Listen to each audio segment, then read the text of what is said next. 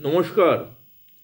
আমার ক্লায়েন্টরা আমার কাছে অনুরোধ করেছে যে দাদা 2025 সালে কোন কোন নক্ষত্রের ভালো সময় যাবে একটু বলুন। আমি আগেই বলতে চাই জন্মছক খুব ইম্পর্টেন্ট। জন্মছকে গ্রহ কম্বিনেশন দেখেই আমরা বিচার বিশ্লেষণ করে থাকি, কিন্তু জন্ম নক্ষত্র হচ্ছে তার থেকেও বেশি ইম্পর্টেন্ট। আপনার জন্ম নক্ষত্র বলে দেবে যে আপনি জীবনে কতটা এগোতে পারবেন বা আপনার ক্যারেক্টার কী ধরনের হবে।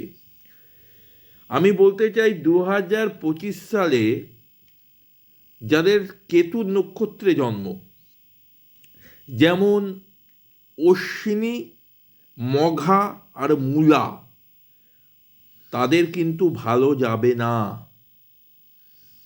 তারা যারা প্রাইভেটে চাকরি করছেন, চাকরির জায়গায় গোলযোগ সৃষ্টি হবেই। যারা ব্যবসা করছেন, ব্যবসায় কোনো ক্ষতির সম্মুখীন হতে পারেন আপনারা, এবং আপনাদের ফ্যামিলি লাইফ ডিস্টার্ব হবেই। This is the astrology, is the authentic subject.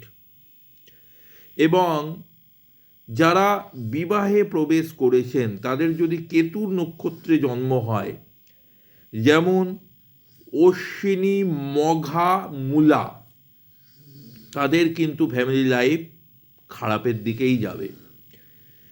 যাদের রাহুর নক্ষত্রে জন্ম, যেমন আদ্রা,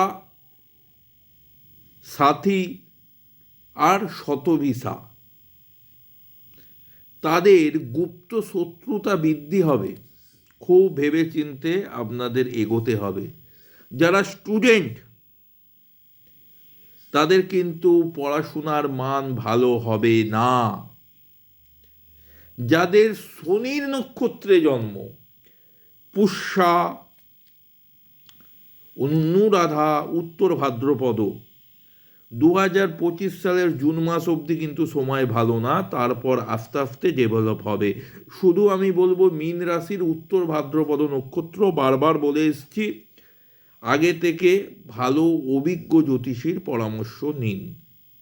কারণ মীন রাশির যে মেন 2.5 বছরের সাড়ে সাথী শুরু হচ্ছে।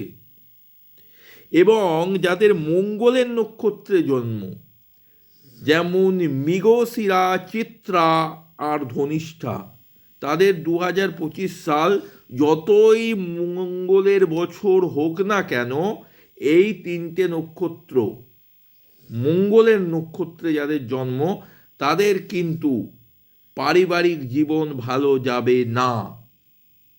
কাদের ভালো যাবে?